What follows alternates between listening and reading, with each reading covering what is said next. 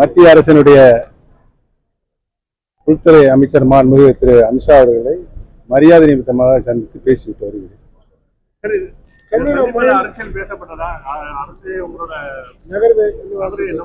தேவைப்படும் போது மாண்புமிகு அமைச்சரிடம் அரசியல் பேசுகிறேன்.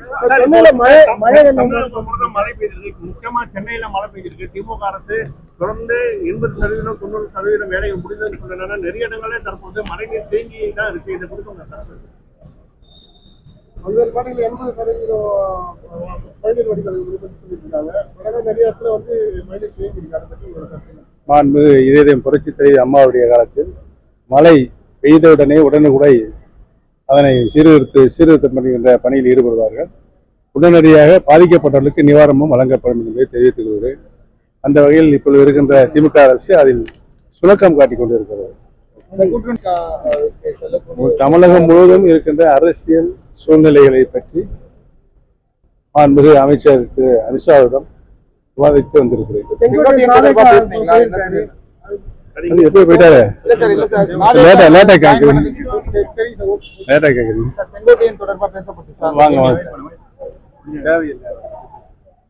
செய்திகளை உடனுக்குடன் தெரிந்து கொள்ள கீழ்கண்ட கேபிள் மற்றும் டிடிஎச் நெட்வொர்க்குகளில் எம்நாடு செய்தி தொலைக்காட்சியை காணுங்கள். பாதகம் செய்பவரை கண்டால் நாம் பயம் கொள்ளலாகாது பாப்பா. மோதி மிதித்துவிடு பாப்பா, அவர் முகத்தில் உமிழ்ந்துவிடு பாப்பா. அண்மை செய்திகளை உடனுக்குடன் தெரிந்து கொள்ள இணைந்திருங்கள் எம்நாடு தொலைக்காட்சியுடன்.